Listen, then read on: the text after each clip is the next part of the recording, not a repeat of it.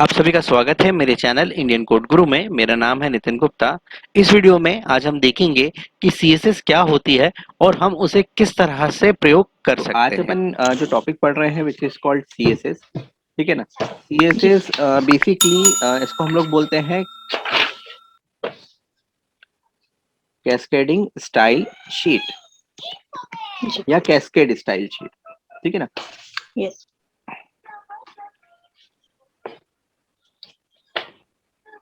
ठीक है, अब ये कैस्केड स्टाइल शीट होती क्या है ना।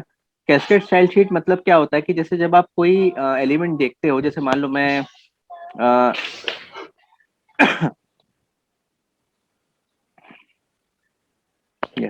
ठीक है ना। सीएसएस एक्चुअली कुछ नहीं होता है विच इज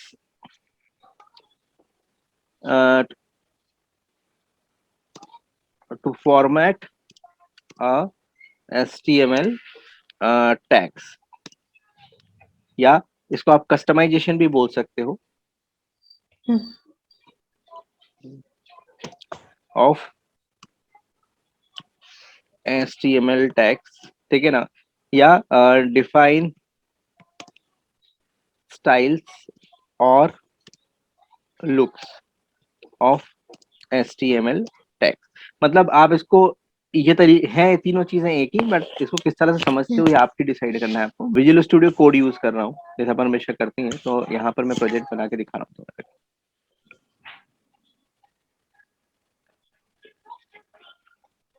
मैं एक फोल्डर बना लेता हूँ यहाँ पे। मैं अभी फोल्डर बना रहा हूँ, कहाँ पर बनाता हूँ, डेस्कटॉप पे कर लेते हैं चलो। और इस फोल्डर का नाम मैंने रख लिया है, मान लीजिए CSS डेमो। ठीक है ना। ये मैंने क्रिएट कर लिया, सेलेक्ट कर लिया, तो ये ब्लैंक है अभी। तो मैंने यहाँ पे राइट क्लिक किया और एक नई फाइल बना ली। इसका नाम मैंने रख लिया जैसे सपोज index.html। ठीक है। अब विजुअल स्टूडियो कोड में क्या होता है कि आप अगर शिफ्ट के साथ 1 प्रेस करोगे, है ना, तो आपसे ये पूछेगा, अगर आपके फाइल HTML है तो ये पूछेगा आपसे कि आपको जैसे ये सिंगल एक्सप्लेनेशन सिंबल आ रहा है, इस पे जैसे क्लिक करोगे तो ये ऑटोमेटिकली पूरा page HTML5 page document create कर देगा ऑटोमेटिकली, है ना। चलो, अब यहाँ क्या है, जैसे एग्जांपल मैं दे रहा हूँ, मैं एक H1 बना रहा हूँ। ठीक है ना। H1 मान लो उसकी हेडिंग है PHP। ठीक है। मैं कुछ एक जस्ट पैराग्राफ बना रहा हूँ। ठीक है ना। और मान लो है पैराग्राफ में लिख दिया PHP is a server side scripting. ठीक है ना। मान लो ऐसा पैराग्राफ लिख दिया, मतलब कुछ टैग मैं इसलिए दिखा रहा हूँ तुम्हें कि अब इस पेज को अपन रन करते हैं। तो मैंने अपने ब्राउजर विजुअल स्टूडियो कोड में एक प्लगइन इंस्टॉल किया हुआ है जो ये लिखा रहा है, जिस पर राइट क्लिक करते हैं जब फाइल पे तो एक ऑप्शन आता है ओपन इन डिफॉल्ट ब्राउजर। ठीक है ना। ये आप ये कर सकते हो, नहीं तो तुम जैसे नॉर्मली रन करते थे पेज को कि कहाँ पे था अपना folder which is called desktop. Desktop में जैसे ये रहा, अब इसके अंदर ये फाइल है, इसको डबल क्लिक कर दीजिए तो जो ब्राउजर आपका होगा उस पर ये ओपन हो जाएगा। अब इसमें क्या है, जैसे ये हेडिंग्स दिख रही है ना। अब इस पे जाके मैं तुम्हें दिखाता हूँ कि PHP इतना बोल्ड क्यों दिख रहा है, पैराग्राफ ऐसा क्यों दिख रहा है। तो मैंने क्या किया, राइट इस टैग पे राइट क्लिक किया और इंस्पेक्ट एलिमेंट किया। ये लिखा रहा है इंस्पेक्ट एलिमेंट। इंस्पेक्ट हो सकता है डेवलपमेंट टूल्स के अंदर भी आता है ये इंस्पेक्ट एलिमेंट किया। तो देखो यहाँ पर अगर आप देखोगे, ये विंडो आपकी ऐसे भी खुल सकती है, मतलब हो सकता है ये विंडो आपकी इस तरह से खुले साइड में। तो आप ये जो थ्री डॉट आप ऐसे भी समझ सकते हो, और ऐसे जो 3 डॉट्स दिए हैं इस पे जाके आप डिसाइड कर सकते हो इस विंडो को कहाँ रखना है, डॉकिंग कहाँ करनी है इसकी। तो जैसे मैंने इसको डाउन पे लिया तो ये नीचे आ गया, है ना। आप जहाँ चाहो वहाँ रख सकते हो। तो इसमें क्या है, ये बहुत काम की चीज है। ठीक है ना। इसमें आपका जो टैग है वो देखो सेलेक्ट एलिमेंट वाले टैब पे ये टैग सेलेक्ट है यहाँ पर, और साइड में आप देखोगे ये राइट साइड में, तो वो टैग की स्टाइल बनी हुई दिख रही है। इसका मतलब वो H1 कैसा दिख रहा है वो यहाँ डिसाइड हो रहा है। ठीक है। और जो P है वो P कैसा दिख रहा है वो यहाँ दिखाई दे रहा है। ठीक है। अब H1 जो है, ठीक है, वो यहाँ लिखा रहा है देखो H1, और यहाँ अगर तुम ध्यान से पढ़ोगे तो यहाँ लिखा रहा है यूजर एजेंट स्टाइल शीट। मतलब ये जो H1 की स्टाइल शीट है इसे ब्राउजर ने डिसाइड किया है कि ये H1 कैसा दिखेगा। तो सेम पैराग्राफ पे भी जाके देखोगे तो यहाँ लिखा रहा है यूजर एजेंट स्टाइल शीट। मतलब ये पैराग्राफ स्क्रीन पर कैसा दिखेगा ये पहले से ब्राउजर ने डिसाइड किया हुआ है। ठीक है ना। जी मतलब जब आप मतलब फ्लो क्या होता है कि जब आप कोई टैग यूज करते हो अ, तो हमेशा सबसे पहले ब्राउजर की जो डिफॉल्ट होती है, जब आप कोई टैग यूज करते हो, जब आप कोई टैग लिखते हो अपनी कोडिंग में, ये तो मैंने कोई टैग लिखा है, तो वो स्क्रीन पर सबसे पहले कैसे दिखेगा, ये ब्राउजर के पास पहले से मेंशन्ड होता है, ये देखो, ठीक है ना। और उसी हिसाब से वो दिखाई देता है। यहाँ पे फॉन्ट का साइज जैसे ये है, ये इसकी डिफॉल्ट सेटिंग है। अब कैस्केड स्टाइल शीट क्या होती है, अपन यहाँ डिस्कस करते हैं, ये जिसको हम लोग सीएसएस बोल रहे हैं। कैस्केडिंग का मतलब ये होता है कि जो सीएसएस ऑलरेडी ब्राउजर ने बनाई हुई है, ये बनाई हुई है, हम इसको ओवरलैप करेंगे, ठीक है। अब कैस्केडिंग का मतलब क्या हुआ, यहाँ पे कैस्केडिंग का मतलब ये हुआ, देखो मैंने ये ब्राउजर ओपन किया हुआ है जैसे ये, तो इस ब्राउजर विंडो ने डेस्कटॉप को, डेस्कटॉप के ऊपर है ये, है ना, पर इसको हम ये नहीं बोलेंगे कि इसने पूरा कवर किया हुआ है। तो it is called cascading. Cascading का मतलब ये होता है कि हमें ये बैकग्राउंड जो दिख रहा है, देखो बैकग्राउंड विंडो डेस्कटॉप की दिख रही है, ऊपर से ये भी दिख रहा है ब्राउजर, इसका मतलब इस ब्राउजर ने, मतलब हमें कुछ फीचर डेस्कटॉप के दिख रहे हैं और कुछ व्यू हमें ब्राउजर का दिख रहा है। तो कैस्केडिंग यही होती है कि आपने सपोज बहुत सारी सीएसएस प्रॉपर्टीज होती हैं ब्राउजर के पास, और आपने कुछ एक, जैसे मान लीजिए एग्जाम्पल H1 का लेते हैं अपन। अब H1 की जो ब्राउजर है उसने इतनी सारी प्रॉपर्टी डिक्लेयर की हुई है, जैसे मान लेते हैं, ठीक है ना। जी अब सपोज मुझे सिर्फ इसका फॉन्ट बदलना है, बाकी चीजें मुझे जैसी है वैसी, मुझे दूसरा कुछ मेंशन नहीं करना है, तो मैं इसको कैस्केडिंग बोलूंगा। क्यों? क्योंकि मैं सिर्फ उसकी एक प्रॉपर्टी को चेंज करूंगा, डिफाइन करूंगा फिर से, और उसका यूज करूंगा, ठीक है ना। हम अगर अगर जैसे ये विंडो है, इसको मैं पूरा कर दूंगा तो इसने डेस्कटॉप को ओवरलैप कर लिया, तो हम ये नहीं कर रहे हैं। हम क्या कर रहे हैं कि हमें कुछ फीचर बैक डिफॉल्ट जो ब्राउजर दे रहा है वो भी चाहिए, और कुछ फीचर हमें खुद का डिफाइन करना है। इसलिए इसको बोलते हैं सीएसएस, कैस्केड स्टाइल शीट, ठीक है ना। तो देखो सीएसएस की जो प्रॉपर्टीज हैं बहुत सारी होती हैं, है ना, मतलब थाउजेंड्स ऑफ प्रॉपर्टीज है। और हमें एक्चुअली हम लोग अभी यहाँ जो वर्जन पढ़ रहे हैं, मैं वर्जन में मेंशन कर देता हूँ, विच इज कॉल्ड सीएसएस 3 पढ़ रहे हो, वर्जन 3 है इसका, जी ठीक है ना। अगर आप कहीं भी इसको हम सीएसएस 3 बोलते हैं एक्चुअली। चलिए, तो मैं कुछ प्रॉपर्टी के मेंशन कर रहा हूँ, 2 4 5 प्रॉपर्टी जिससे जिनका यूज करेंगे अपन, है ना। जैसे जैसे बैकग्राउंड कलर, नाम से पता चल रहा है। अच्छा, एक और चीज, जो सीएसएस है, सीएसएस की जो स्ट्रक्चर है, मतलब इसका वो केस सेंसिटिव है। मतलब आप इसमें, आपको ध्यान रखना पड़ेगा कि जैसा लिखा है मैंने वैसे ही आएगा। मतलब जैसे बैकग्राउंड कलर लिखा है तो ये इसी फॉर्मेशन में आएगा। ऐसा नहीं कि आप इसको कैपिटल में करते हैं या स्मॉल में करते हैं, क्योंकि एचटीएमएल ऐसा कुछ नहीं करता था। एचटीएमएल में देखो, आप टैग स्मॉल में लगाओ चाहे कैपिटल में लगाओ, दोनों में काम करता है। सीएसएस में ऐसा नहीं है, ठीक है। दूसरा, यहाँ स्पेस अलाउड नहीं है, तो बीच की जो प्रॉपर्टीज के बीच में जगह होगी, या कोई ऐसे प्रॉपर्टी है जो दो वर्ड से मिलकर बन रही है, उनके बीच में हाइफन होगा, ठीक है। जैसे बैकग्राउंड कलर हो गया, ये हो गया। फिर कलर प्रॉपर्टी हो गई, नाम से जैसे पता चल रहा है। मैं शायद यहाँ पे लिख देता हूँ इसके आगे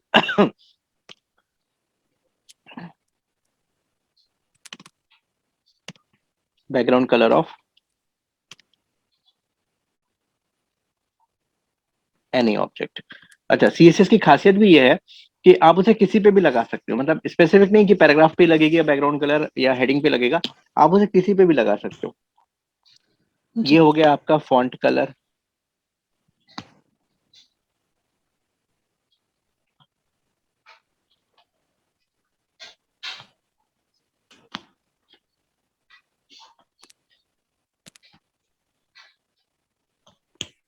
बैकग्राउंड इमेज, नाम से पता चल रहा है, वैसे तो कुछ चीजें तो नाम से आपको पता चल जाएंगी।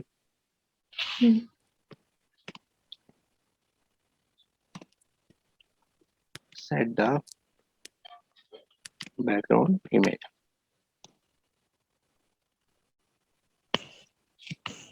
फिर जैसे विड्थ हो गई, हाइट हो गया,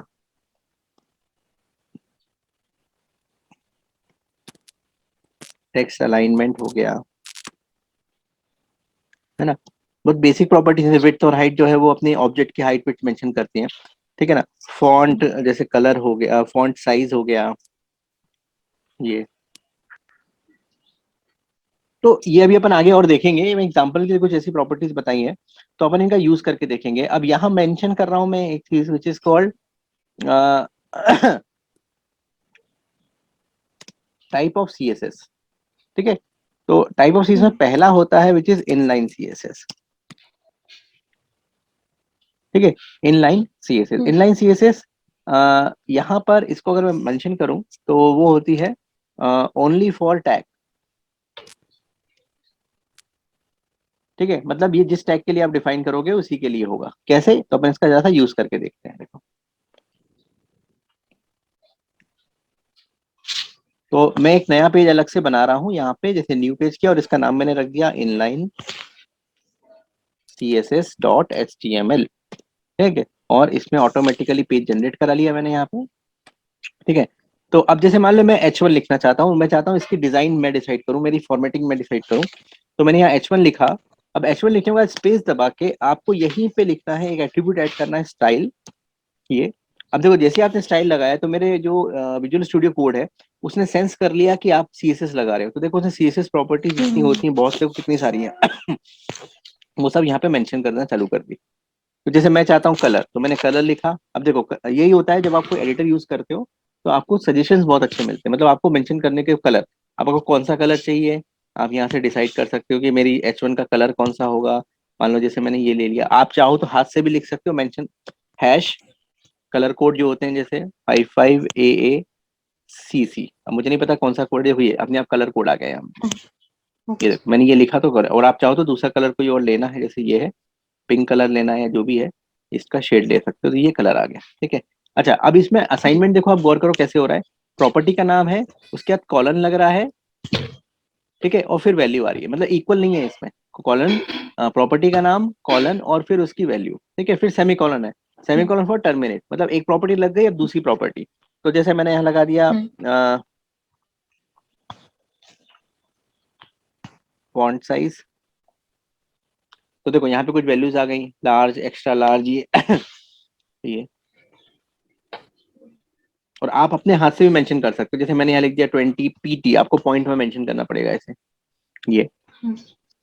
फिर और क्या सेट कर सकते हो आप, जैसे बैकग्राउंड कलर लगाना है जैसे आपको, या बैकग्राउंड पिक्चर लगानी है जैसे अपन पैराग्राफ पे लगाएंगे बैकग्राउंड कलर। तो बैकग्राउंड कलर अपन ने इसका क्या कर दिया, जैसे ब्लैक कर दिया जैसे, मान लो, चलो। तो इस तरह से अपन ऐसे प्रॉपर्टी लगाते जाएंगे। अब मैं इसके H1 के यहाँ पे बीच में मैंने लिख दिया जैसे PHP, ठीक है ना। अब इतने को मैं रन करके दिखाता हूँ आपको। ये देखो बैकग्राउंड वो हो गया, कलर ये आ गया। अब इसको आप सेलेक्ट करिए या इस पर माउस ले जाइए और राइट क्लिक करिए और इंस्पेक्ट एलिमेंट जाके देखिए, आपको डिफरेंस समझ में आ जाएगा। देखो आप जैसे ही आप H1 पे क्लिक कर रहे हैं, साइड में आप गौर करो यहाँ क्या आया। अब यहाँ पर देखो दो आ गए हैं, पहला आ गया एलिमेंट स्टाइल और दूसरा आ गया H1, मतलब जो ब्राउजर का H1 की स्टाइल थी वो नीचे आ गई है और जो हमने डिसाइड की है वो ऊपर आ रही है। इसका मतलब हमने क्या किया, हमने इसको कैस्केड कर लिया, मतलब जो प्रॉपर्टीज ऑलरेडी यहाँ डिफाइन थी उनमें से कुछ प्रॉपर्टी हमने यहाँ रिडिफाइन कर दी। गौर करो यहाँ पे जो यूजर एजेंट स्टाइल शीट है उसमें फॉन्ट के साइज देखो कटा हुआ है, क्रॉस किया हुआ है, क्यों, क्योंकि यहाँ से वो अप्लाई हो रहा है, इससे अप्लाई हो रहा है, मतलब ये प्रॉपर्टी उसने क्रॉस कर दी है। इसका मतलब आपने क्या किया, आपने सारी नहीं कुछ एक प्रॉपर्टी ब्राउजर की ओवरलैप कर ली है, इसलिए इसको कैस्केडिंग बोलते हैं। ये देखो यहां से आप देख सकते हो कि वो क्या क्या है, ठीक है ना। आपको कोई प्रॉपर्टी हटा के देखनी टेम्परेरी, जैसे फॉन्ट साइज है उस पर क्लिक कर दीजिए, हटा दिया मैंने फॉन्ट साइज, तो ये वाली एक्टिव हो गई देखो। फिर मैंने इस पर क्लिक किया तो वो डिसेबल हो गई, क्यों, मतलब कोई एक ही हो सकती है, ठीक है ना। इस तरह से आप कर सकते हो यहाँ से। तो ये आपकी जो प्रॉपर्टी है ये इस इनलाइन, जिसमें आपने सीधे टैग पे लगा दिया।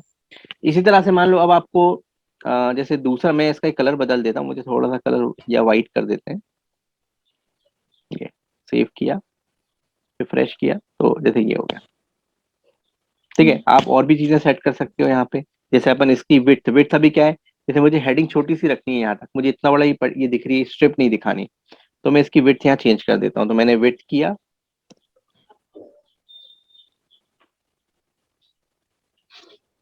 और यहाँ पे मेंशन कर दिया जैसे 200 px, मतलब पिक्सल में बता दिया, ठीक है। रिफ्रेश करके दिखते हैं, ये देखो छोटी सी हो गई। और फिर जैसे टेक्स्ट अलाइन मैंने आपको बताया था, टेक्स्ट अलाइन में आपने सेंटर कर दिया, देखते हैं इसका क्या इम्पैक्ट पड़ता है। देखो, मतलब छोटी सी हेडिंग बना ली और पैराग्राफ आ गया, हेडिंग आ गई। अब इसी तरह से जैसे आपको इसके नीचे पैराग्राफ लिखना है कि पीएचपी के बारे में मान लो आपको कुछ लिखना है और उसकी भी आप स्टाइल बनाना चाहते हो, तो आपने पी लिखा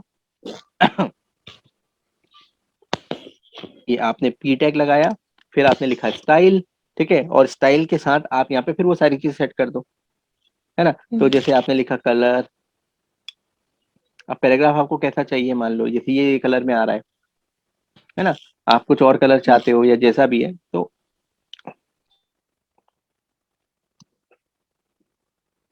कलर इसका अपन रख लेते हैं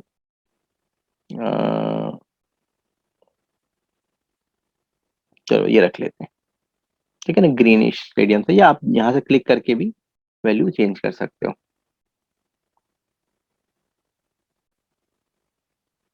फिर बैकग्राउंड क्या रखना, अच्छा अब मैं इसमें बैकग्राउंड पिक्चर लगाता हूँ। देखो आप, मैं बैकग्राउंड इमेज पे गया, तो यहाँ पर क्या है, आपको बैकग्राउंड इमेज अगर लगाना है तो इसमें एक ये यूआरएल फंक्शन कॉल करना पड़ेगा आपको, ये बैकग्राउंड इमेज यूआरएल, और इसके ब्रैकेट के अंदर आपको लिखना पड़ेगा उस पिक्चर का नाम। तो जैसे अभी मैं यहाँ पिक्चर तो मेरे पास कोई है ही नहीं, तो मैं क्या कर रहा हूँ, एक पिक्चर ढूंढ के ले आता हूँ मैं।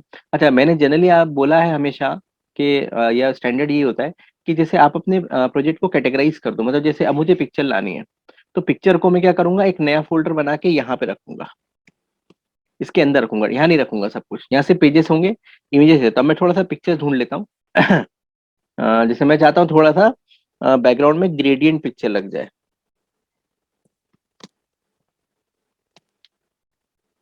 देखो ग्रेडियंट पिक्चर मतलब जिसमें दो तीन कलर मिक्स होते हैं, जैसे ये देखो। तो मैं यहाँ से जैसे जो भी पिक्चर अच्छी लग रही है मुझे, मान लो जैसे ये ग्रीन की, देखो ग्रीन कलर की आ जाएंगी, ये देखो ग्रीनिश सी, ये देखो अलग अलग शेड की। खैर, तो जो पिक्चर इसमें से आपको फिलहाल मुझे अच्छी लग रही है, मैं टेम्परेरी वो पिक्चर को कॉपी कर लेता हूँ, सेव कर लेता हूँ मतलब, जैसे ये ले लेते हैं मान लो, ठीक है ना।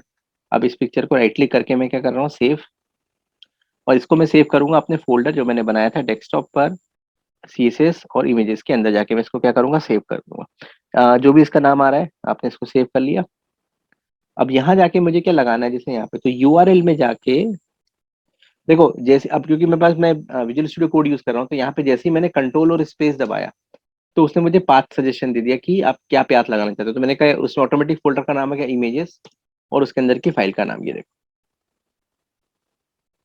ठीक है ना, ये आ गया। और आप चाहें तो यहाँ पे बंद करके पैराग्राफ, अब इसके अंदर अपन जाके लिख सकते हैं, मान लो कुछ पैराग्राफ और पीएचपी, है ना। मैं ऐसे जस्ट एक टेक्स्ट कॉपी कर लेता हूँ कहीं से, है ना। मान लो मैंने पीएचपी के बारे में ही मान लेते हैं, पीएचपी लिखा है ना, ये। तो इसका जो इंट्रोडक्शन है पीएचपी का, मैं जस्ट इसको ऐसे कैसे उठाया, मुझे जस्ट पैराग्राफ चाहिए और कुछ नहीं है, ठीक है ना, यहाँ लगा के पेस्ट कर दिया, ठीक है ना, सेव किया। और इसको अपन रिफ्रेश करके देखेंगे, अब यहाँ पे ये वाला पेज जो है अपना रिफ्रेश किया, देखो ये आ गया। अब आप पैराग्राफ पे जाके जब टिक करेंगे, देखो यहाँ पे अगर इंस्पेक्ट एलिमेंट खुला हुआ है, तो उसकी सीएसएस आ रही, देखो यहाँ पे कि आपने उसका कलर रेड कर रखा है, आपने बैकग्राउंड कलर ये किया हुआ है, बैकग्राउंड पिक्चर डाली हुई देखिए ये वाली। आप चाहे तो यहाँ से टिक करके हटा के देख सकते हैं, आप कलर को हटा के देख सकते हैं कैसा है ऐसा। आप टेम्परेरी यहाँ से क्लिक करके पता है कलर भी चेंज करके देख सकते हो कि यार कौन सा कलर इस पे अच्छा लगेगा। मान लो व्हाइट कर दिया मैंने जैसे एकदम, देखो ये, ठीक। फिर आप जाके क्या कर सकते हो, यहाँ पे देख चेक कर सकते हो, दे सकते हो कि यार व्हाइट अच्छा लग रहा है तो चलो व्हाइट कर देते हैं, ये व्हाइट कर दिया। अब इसको जाके रिफ्रेश किया, ये आ गया जैसे, ठीक है। तो कहने का मतलब ये है मेरा कि इस तरह से आपने काम किया, इसको बोलते हैं इनलाइन सीएसएस। इनलाइन सीएसएस मतलब जिसमें आप उस टैग के साथ ही वो लगा देते हो ना, इनलाइन सीएसएस जो अपन टैग के लिए लगाते हैं। बट अब इसका प्रॉब्लम क्या होगा, है ना, यहाँ पे हमें प्रॉब्लम क्या है इसका, यहाँ पर हमें जो प्रॉब्लम आ रहा है वो ये है कि मान लो जैसे मैं एक एग्जांपल है कि ये पेज है और उसमें बहुत सारे H1 है, बहुत सारे पैराग्राफ है, ठीक है ना, मतलब जैसे ये पीएचपी के बारे में था। अब ऐसे मान लो मैं दूसरी लैंग्वेज के लिए बना रहा हूँ, है ना, तो H1 लिखा मैंने। अब मुझे क्या होगा पता है, इन जनरल आप अगर वेबसाइट्स को देखेंगे जैसे आप कोई भी वेबसाइट को देखेंगे, जैसे यही देखो आप, इसमें क्या है, स्टैंडर्डाइज है, मतलब जैसे हेडिंग ब्लू कलर की है, टेक्स्ट ब्लैक कलर का है। आप कोई भी पेज जनरली खोल के देखेंगे इसका, तो वो उसी फॉर्मेशन, उसी साइज में, जैसे डॉक्यूमेंटेशन रेड ब्लैक कलर का है ना। ये इसकी हेडिंग ब्लैक कलर की है, टेक्स्ट नॉर्मल ब्लैक का, साइज क्या है, ये सब पहले से डिसाइडेड है। तो आप पूरे पेज में कहीं भी जाओगे अगर मान लो, तो आपको उसी फॉर्मेशन में डेटा मिलेगा। तो मान लो हमारे भी यही प्रॉब्लम है कि जैसे ये H1 है, अब ये H1 में बना रहा हूँ मान लो जावा के लिए, ये वाला जो PHP के लिए था, अब ये जावा के लिए। तो मुझे पता है क्या है, क्योंकि मेरे पेज में हेडिंग जैसी दिखाई देगी तो मुझे H1 लिखना पड़ेगा, फिर उसको स्टाइल, और स्टाइल बिल्कुल वही की वही आएगी, ये वाली। तो ऑल्दो आप क्या करोगे, मैं भी यही करूंगा यार, मतलब सभी लोग यही करेंगे कि मैं H1 उठाऊंगा, इतना लिखूंगा, कॉपी करूंगा और पेस्ट कर दूंगा, और पेस्ट करके मैं क्या करूंगा, PHP की जगह लिख दूंगा जावा, फॉर एग्जाम्पल, है ना, जावा। और ये जावा के बारे में जो कहानी है ये चेंज कर दूंगा पैराग्राफ, फॉर एग्जाम्पल। अभी मैं इसको नहीं कर रहा हूँ, ठीक है। अब इसको एक बार चला के देखते तो देखो, ये इस तरह से मतलब हो रहा है हमारा, है ना। जी। अब इसी तरह से मान लो अब तुम्हें दूसरी कोई लैंग्वेज के बारे में देना है, तो तुमने कहा ठीक है सर, क्या दिक्कत है, पेस्ट ही तो करना है, कॉपी पेस्ट करना है, यहाँ से जावा गया। अब मान लो ये पाइथन के बारे में है, ये आपने कहा सर पाइथन के लिए हो गया, ये मतलब इसका मैटर बदल दो बस आप। तो काम तो हो रहा है आपका, कोई इशू नहीं है, बहुत इजीली हो रहा है। बट अब आप यहाँ समझो प्रॉब्लम क्या है। प्रॉब्लम यहाँ ये है कि अगर इसी तरह से मेरे पेज में कई वो है, मतलब कई हेडिंग्स है और उनके बारे में है, तो आप गौर करो एक ही जैसी चीज बार बार रिपीट हो रही है, मतलब सेम CSS सब में कॉपी पेस्ट करने से रिपीट हो रही है। अब रिपीट होने से नुकसान क्या हो रहा है, नुकसान ये हो रहा है कि मान लो किसी टाइम पे आपको ऐसा लगता है कि यार ये जो जावा का, अपन ये जो जावा है या जो हेडिंग्स है, उसके ब्लैक की जगह अपन इसको येलो कर देते हैं या कुछ और कलर कर देते हैं। तो अब प्रॉब्लम क्या है, प्रॉब्लम ये है कि अगर आप ये करना चाहते हो, पता है आपको क्या, एक एक CSS में जाके यहाँ से यहाँ पे जा जाके आपको ऐसे कलर चेंज करना पड़ेगा।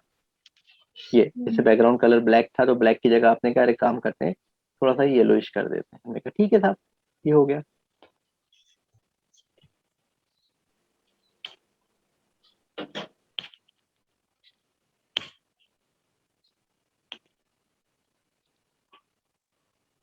ये थोड़ा सा, ये हो गया। अब आपने कहा यहाँ रिफ्रेश करके देखा, तो इसका हो गया, ठीक है। अब आपको सेम चीज पता है, फिर यहाँ जा जाके करके सब पे करके देखनी पड़ेगी। तो प्रॉब्लम यहाँ ये है, अपडेट करना थोड़ा सा टेंशन वाला काम। एक आध बात तो आप फिर भी कर लोगे, वही है कि सर कॉपी पेस्ट कर लेंगे सर हम तो, है ना, कि इसको कॉपी कर लेंगे, इसको पेस्ट कर लेंगे, यहाँ डाल देंगे। बट प्रॉब्लम ये कि अगर ये चीज रेगुलर हो रही है, तो आपके लिए थोड़ा सा हेडेक ज्यादा है, अपडेट करना थोड़ा सा क्या मुश्किल है। और मान लो यहाँ पर किसी ने बोला काम करो यार, थोड़ी पैडिंग डाल दो, मतलब ऊपर नीचे से स्पेस ज्यादा आ जाए, तो आपको उतनी बार जा जाके सबकी CSS में जाके चेंज करना पड़ेगा। एक सबसे बड़ा प्रॉब्लम इसका ये है।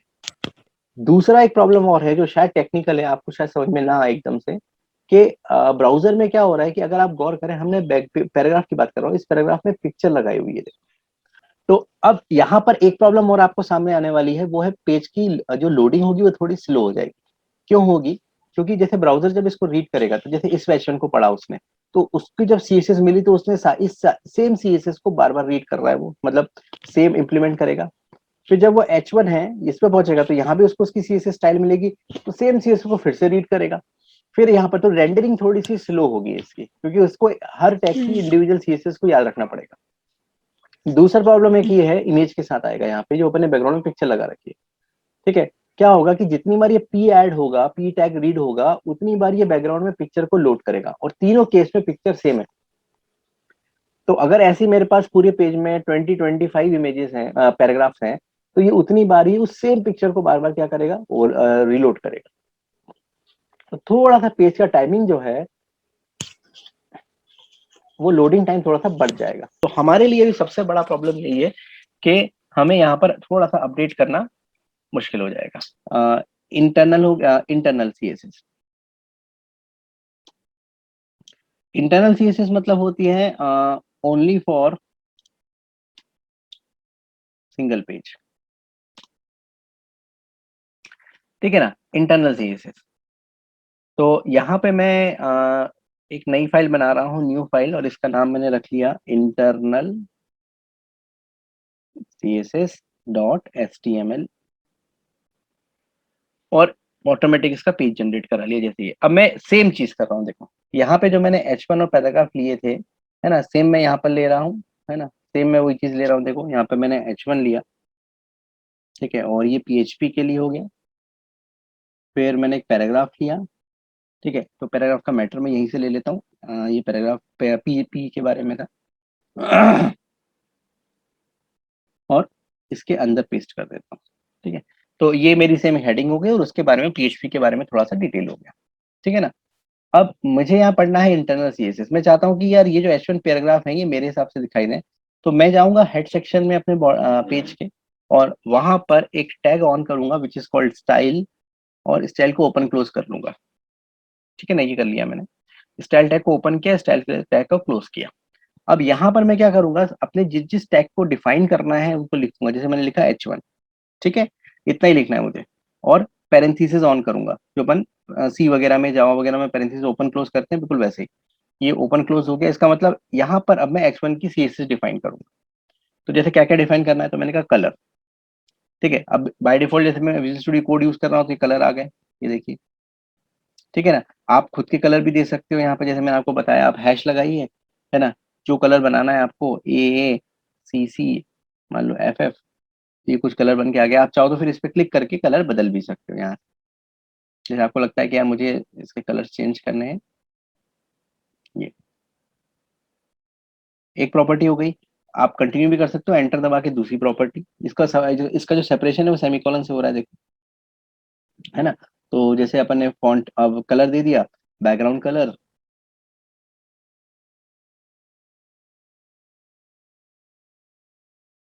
ये, ठीक है। बैकग्राउंड में आपको कोई और कलर लगाना है, मतलब एग्जांपल दे रहा हूँ, ये लगा दिया मैंने जैसे, ठीक है ना। विड्थ सेट करनी है, जैसे विड्थ आपने कहा 200, तो यहाँ पे पिक्सल बता दिया आपने। अलाइनमेंट बता दिया, टेक्स्ट अलाइन आपने सेंटर कर दिया, जैसे ये, है ना। ये हो गया पी के H1 के बारे में, ठीक है। ये एक इतने पेज को मैं रन करके दिखाता हूँ पहले आपको। चलो अच्छा, इसको राइट क्लिक किया और ओपन विद डिफॉल्ट ब्राउजर। तो अब आप गौर करिए, देखो PHP की ये बन के आ गई, और अभी हमने इसकी नहीं सेट की है। अब राइट क्लिक कर, इस पे जब आप राइट क्लिक करके इंस्पेक्ट करोगे, है ना, तो जैसे P है तो उसके बारे में देखो यहाँ पे लिखा आ रहा है। अब यहाँ पे आप गौर करो, H1 दो बार आ रहा है, ठीक है ना। तो नीचे जो आ रहा है वो आ रहा है यूजर एजेंट स्टाइल शीट, मतलब ये जो H1 में जो डिफॉल्ट साइज सेटिंग है वो ये है, और आपने उसकी ये प्रॉपर्टी और ओवरलैप की हुई है। यहाँ पे लिखा गया देखो इंटरनल CSS HTML, ये लिखा रहा है यहाँ पे, ये है, ठीक है। और ये उसने ब्राउजर ने जो लोड की हुई है। सेम ऐसे फिर दूसरे की यहाँ पे करके मैं P लिखूंगा, और P के बारे में डिफाइन कर दूंगा, जो भी मुझे P की प्रॉपर्टी रखनी है। आप चाहो तो यहाँ से देख लो कि क्या क्या सेट किया था, कलर जैसे मैंने लिया था। आप चाहो तो यहाँ से कॉपी पेस्ट भी कर सकते हो, ये उठाया पूरा का पूरा ऐसा का ऐसा ही, ठीक है, कॉपी किया और पेस्ट कर दिया, है ना। ये देखो, और भी चीजें आप सेट कर सकते हो, फॉन्ट साइज,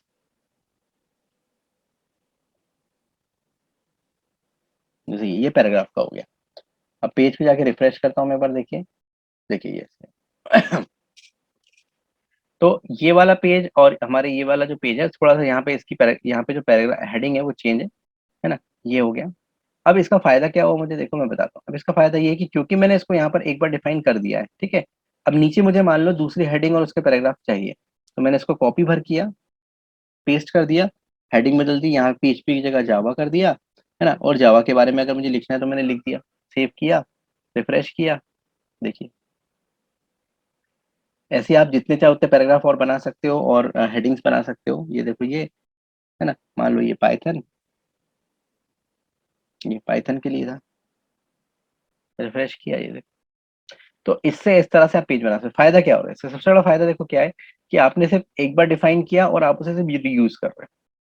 यहाँ आपने एक बार बनाई और आप उसे सिर्फ यहाँ पर क्या कर रहे हो, रीयूज कर रहे हो, ठीक है। तो अब इसका एक जो सबसे बड़ा फायदा क्या हुआ, कि मान लो किसी ने बोला कि यार ये जो आपने हेडिंग में कलर लिखा है, रेड कलर टाइप यूज किया हुआ है, थोड़ा सा ब्राउनिश, इसको व्हाइट कर दो। तो आपने कहा ठीक है, कोई दिक्कत नहीं, आपको करना क्या है, आप जाओगे सिर्फ यहाँ चेंज कर दोगे एक जगह। जैसे ये रेड, तो इसको अपन ने व्हाइट कर दिया, मान लो फॉर एग्जाम्पल, ये कर दिया, सेव किया, रिफ्रेश किया, देखो एक बार में सब जगह अपडेट हो गया, ठीक है ना। दूसरा क्या फायदा हुआ, कि अगर जैसे बैकग्राउंड में कोई पिक्चर लोड हो रही है, जैसे ये देखो, तो अब ब्राउजर ने पहले ये लोड कर लिया है, ये पैराग्राफ को लोड कर लिया है सीएसएस को। अब जितने भी पैराग्राफ वो लोड यूज करेगा वो उन्हें रीयूज करेगा, मतलब ये पिक्चर अब बार बार लोड नहीं होगी क्योंकि एक बार वो लोड हो जाएगी। तो सबसे बड़ा फायदा हमें यहाँ जो मिला एज ए डेवलपर वो क्या था पता है, वो है कि it is easy to update a page, क्योंकि पेज को अपडेट करना थोड़ा इजी है, क्योंकि अब आपके पेज में अगर बहुत सारे H1 हुए या बहुत सारे पैराग्राफ हुए जिनकी सीएसएस आपने यहाँ डिफाइन की हुई है, आपको अब वो लिखाने की जरूरत लेने की जरूरत नहीं है। ऐसे आप और भी टैग्स को लगा सकते हो, सारे टैग के लिए आप डिफाइन कर सकते हो यहाँ पे। जैसे आपके आपके पेज में बहुत सारी इमेजेस हैं और आप चाहते हो गैलरी बना रहे हो जैसे, और आप चाहते हो कि सबकी हाइट विड्थ पहले ही यहाँ सेट कर दूं, बार बार सेट नहीं करना पड़ता है मुझे। मान लो जैसे मैंने इसको सेट कर दिया 300 पिक्सल हाइट, 300 पिक्सल। सीएसएस में आपको बस एक चीज ध्यान रखना है कि जब भी आप कोई न्यूमेरिक वैल्यू दोगे ये मेजरमेंट वाली, उसके साथ उसकी यूनिट जरूर बतानी है आपको। मतलब जैसे पीएक्स लिखना जरूरी है, ऐसा नहीं आप एस्ट्रो में क्या होता था अपन इतना लिख के छोड़ दो ना तो भी चल जाता था, यहाँ ऐसा नहीं चलेगा। यहाँ इसके साथ आपको बताना पड़ेगा कि एग्जैक्ट की वो यूनिट कौन सी है। पिक्सल में परसेंट है तो परसेंट का साइन लगाइए, पिक्सल है तो पिक्सल में लगाइए, ये हो गया। अब आपने जैसे मान लो पेज पे इमेजेस लगा रहे हो, मैं ऑलरेडी अभी इमेज एक लगा लेता हूँ, इमेज सोर्स, यही पिक्चर है जैसे मान लो, बन किया। अब मैंने यहाँ पे पिक्चर का साइज वगैरह डिफाइन नहीं किया है क्योंकि मैंने उसे यहाँ डिफाइन कर दिया है। रिफ्रेश किया, देखो उतने बाय उतने की पिक्चर आ गई। और ऐसे आप जितनी पिक्चर्स लगाओगे, जैसे मैं इसी की कॉपी पेस्ट कर रहा हूँ, जिसकी ये देखो सेम साइज की आएगी, क्योंकि वो सब कहाँ से आ रही है, सबकी मैंने यहाँ पर डिफाइन कर दिया। ऐसे आप बॉडी को भी डिफाइन कर सकते हो, जैसे आपको लगता है पूरे पेज बैकग्राउंड चेक करना है, बॉडी लोग करते हैं ये, और बॉडी का जैसे बैकग्राउंड कलर आपने क्या कर दिया, चेंज कर दिया।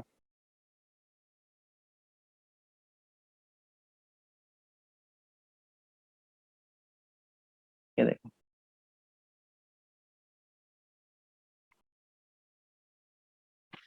तो ये हो गई आपकी कौन सी सेकंड टाइप की, which is called internal CSS, ठीक है ना। अब अच्छा, बट इसमें अब क्या प्रॉब्लम है, इस वाले इसमें प्रॉब्लम, बस प्रॉब्लम कुछ नहीं है। प्रॉब्लम ये कि जो वेबसाइट होती है वो कि एक पेज की नहीं होती, मतलब आजकल आ रही है सिंगल पेज वेबसाइट भी आ रही है ना, वन पेज थीम बोलते हैं जिनको। बट ऐसा आपके मान लीजिए बहुत सारे पेजेस हैं, है ना, और वेबसाइट जो होती है कलेक्शन ऑफ पेजेस होती है। अब सेम मान लो स्ट्रक्चर आपका जैसे ये पीएचपी जावा वगैरह के लिए था, मान लीजिए सेम आपको किसी और पेज पे भी लगाना है, तो उस केस में भी आपको क्या करना पड़ेगा, आपको ये पूरा स्टाइल टैग उठाना पड़ेगा, क्योंकि ये सिर्फ इसी पेज के लिए है। इसको कॉपी करना पड़ेगा और उस वाले पेज पे जाके पेस्ट करना पड़ेगा, ठीक है। तो अगर आपकी वेबसाइट में 25 पेजेस हैं तो आपको ये चीज 25 बार करनी पड़ेगी। फिर वही प्रॉब्लम आ गई अपडेट करने वाली की, अगर मान लो किसी ने कहा कि यार ये हेडिंग का कलर बदल दो, और ये तो आप पूरे वेबसाइट पे करना चाहोगे, है ना, तो यहाँ भी वही प्रॉब्लम आने वाली है कि यार कैसे करें, मतलब अपडेट करना थोड़ा मुश्किल हो जाएगा। तो यहाँ पर जो प्रोफेशनल यूज होती है, जो सबसे ज्यादा यूज होती है, which is called external CSS, ठीक है ना, फॉर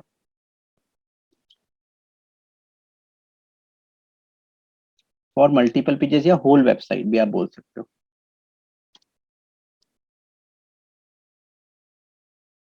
ठीक है ना, फॉर मल्टीपल पेजेस आपको अगर बनाना है।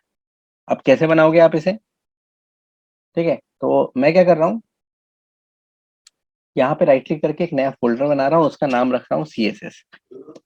ये जैसे मैंने इमेजेस बनाया उसके अंदर इमेज डाली, वैसे एक सीएसएस फोल्डर बनाऊंगा।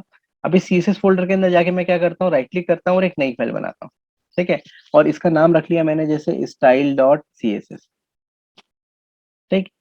याद रखिए आपको एक फाइल बनानी है नई, जिसका नाम आप जो चाहे वो रखिए, बट उसका एक्सटेंशन आपको रखना है डॉट सी एस एस, ठीक है ना, डॉट सी एस एस। बस अब इसके अंदर जाके आपको कुछ नहीं करना है, आपको वो जो आपने ये लिखे थे यहाँ पर, ये लिखा है ना, चाहो तो आप ये एज इट इज उठाओ, कॉपी करो और यहाँ डाल दो। यहाँ कोई स्टाइल टैग वगैरह नहीं लगेगा, सिर्फ ऐसे डायरेक्ट लिख दीजिए, ठीक है, यहाँ पे डाल दिया, ठीक है। अब मैं क्या कर रहा हूँ, एक नया पेज बना रहा हूँ यहाँ पे रूट पे, इसका नाम मैंने रख लिया एक्सटर्नल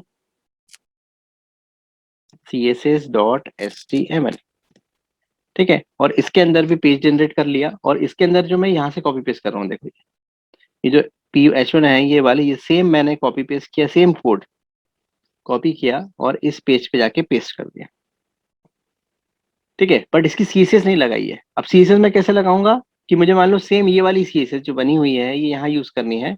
तो मैंने यहाँ पर क्या किया, यूज किया लिंक टैग, हेड में जाके मैंने लिखा लिंक। ठीक है,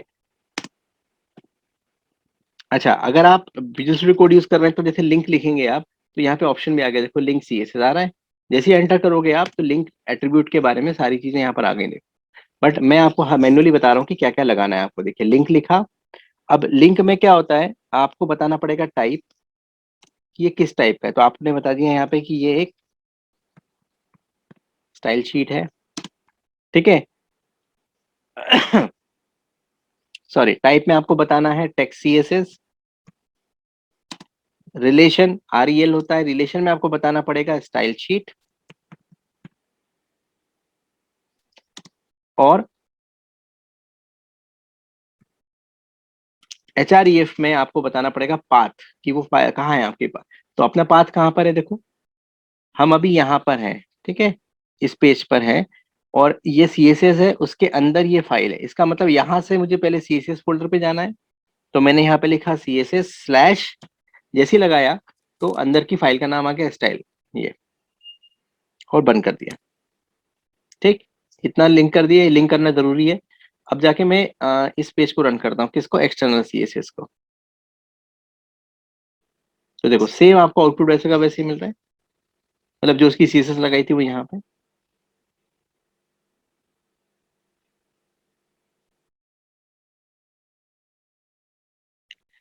ये बट अंतर से बता गया कि यहाँ पे जो ग्रीन कलर आ रहा था वो यहाँ नहीं आ रहा है। देखो क्यों, पता है? अब इसको जाके राइट क्लिक करके इंस्पेक्ट पे जाके देखते हैं क्यों नहीं आ रहा है। देखो, तो आप जब कंसोल पे जाएंगे तो आपको एक एरर आ रही है, फेल टू लोड रिसोर्सेस, क्योंकि वो पिक्चर नहीं मिल रही है। देखो ये वाली है ना। और एलिमेंट पे जाके पैराग्राफ में गया मैं, उसका इंस्पेक्ट करके देखो आप, ये पैराग्राफ पे गया तो यहाँ पे लिखा है, देखो आ रहा है ये बैकग्राउंड इमेज लिखा आ रहा है, पर ये पिक्चर उसको मिल नहीं रही है ये वाली। पता है क्यों नहीं मिल रही है? क्योंकि आप गौर करो वो कहाँ पर है, हमने कोडिंग की है यहाँ पर CSS में, ये, और CSS फोल्डर के अंदर स्टाइल यहाँ पर है देखो, और इमेज जो है वो इस फोल्डर के अंदर है। मतलब इस CSS के बाहर, इस स्टाइल शीट के बाहर जो CSS फोल्डर है, उसी फोल्डर के पैरेलली एक इमेज फोल्डर है फिर यहाँ पर है। तो ये एक्चुअली उसको मिल नहीं पा रहा है। तो यहाँ थोड़ा सा हमें करेक्शन करना है। यहाँ हम क्या करेंगे, 2 डॉट लगाएंगे, मतलब स्टाइल इस करंट लोकेशन से बाहर निकलो यहाँ पे, और उसके अंदर जाके फिर इमेज पे जाओ, ऐसा। अब मैं इसको रिफ्रेश करता हूँ, देखो पिक्चर लोड हो गई, कंसोल पे एरर भी खत्म हो गई आपकी। तो ये तरीका सबसे ज्यादा यूज होता है, which is called external CSS, जिसमें हम एक सेपरेट फाइल बना लेते हैं और उसको अपने पेज से जिस पेज में भी लगाना है वहां जा जाके क्या करते हैं, इसको लिंक कर लेते हैं इस तरह से। उससे क्या होगा कि आपकी पूरी वेबसाइट को चेंज करना आपके लिए बहुत ईजी हो जाएगा। कलर बदलना है या कुछ भी बदलना है तो पूरी वेबसाइट के लिए होगा, सिंगल के लिए नहीं होगा। इमेजिन करते हैं कंडीशन कि अभी क्या हो रहा है कि जितने भी पैराग्राफ टैग हैं या हेडिंग टैग है, वो सब उस प्री डिफाइन CSS के हिसाब से आ रहे हैं, इसके हिसाब से। मान लीजिए फॉर एग्जांपल मुझे हाईलाइट करना है पाइथन को, फॉर एग्जांपल, कि इसका कलर बाकी से थोड़ा चेंज दिखे, है ना, अलग हाईलाइट करना है। तो पता है मैं क्या करूंगा, मैं यहाँ पर जाके सिर्फ इसी H1 की स्टाइल में जाके, मतलब इनलाइन लगा दूंगा। मैं आपको यहाँ पे इनलाइन का यूज बता रहा हूँ कि मैं उसके लिए क्या करूंगा, इनलाइन लगा दूंगा।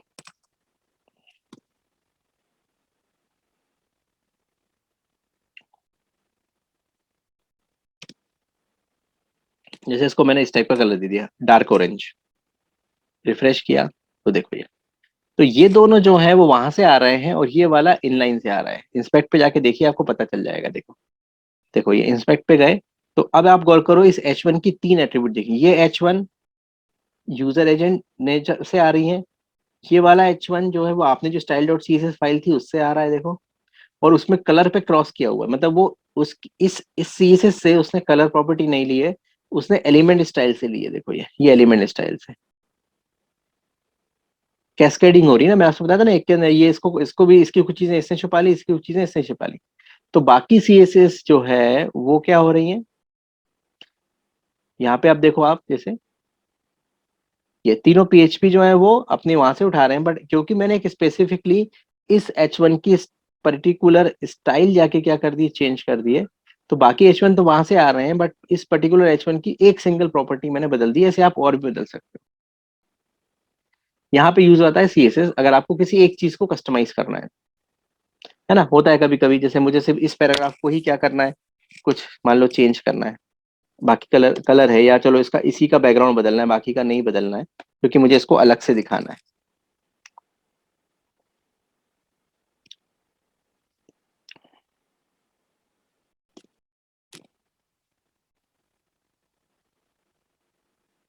ये इसलिए नहीं बदलेगा क्योंकि बैकग्राउंड में पिक्चर लगी हुई है, तो मैंने बैकग्राउंड की पिक्चर को भी खत्म कर दिया,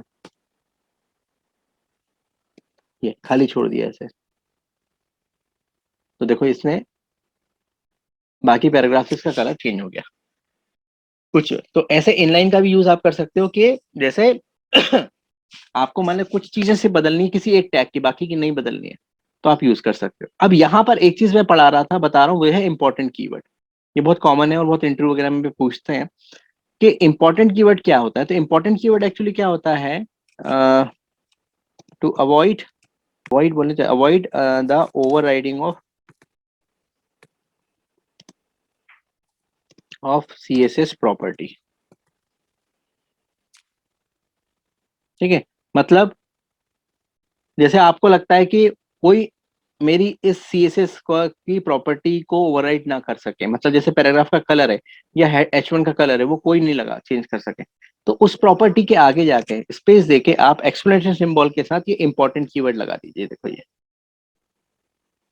ठीक।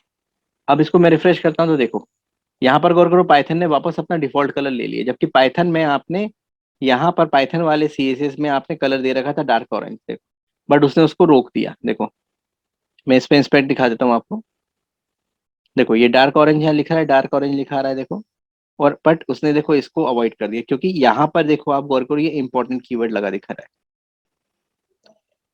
तो अगर इंपॉर्टेंट कीवर्ड लगा हुआ है तो फिर इनलाइन CSS काम नहीं करेगी, या अगर आपने कोई चीज लगाई है तो वो काम नहीं करेगी। ठीक है ना। तो इनलाइन उसको रोकने के लिए होता है। सेम पैराग्राफ है, मान लो जैसे ये, आप चाहते हो पैराग्राफ का भी चेंज ना हो या पिक्चर कोई चेंज ना कर सके, तो आपने ये जनरली इस तरह से लगा देते हैं ये। तो रिफ्रेश किया तो देखो इनलाइन लगने के बावजूद भी वो काम नहीं करेगी। ये आपको जनरली जब आप आगे जैसे बूटस्ट्रैप वगैरह पढ़ोगे, तो जो प्लगइन्स वगैरह यूज करते हैं ना, उसमें वो क्या करते हैं, कुछ प्रॉपर्टी अपनी रिप्रिजर्व कर लेते हैं, फिक्स कर देते हैं कि यार कोई इनको बदल ना सके, तो उनको इंपॉर्टेंट लगा देते हैं वो। जिससे क्या होता है कि वो चार्ट, क्योंकि उससे क्या होता है उनकी डिजाइन बदल जाएगी, हो सकता है रिस्पॉन्सिव वेबसाइट ना हो, मोबाइल पर अलग अलग दिखाई दे, ये सब चीजों के कारण वो ऐसा करते हैं। चलिए आज के वीडियो में सिर्फ इतना ही। अब मिलेंगे हम अगले वीडियो में जो होगा किसी और इंटरेस्टिंग टॉपिक पर। Thank you for watching.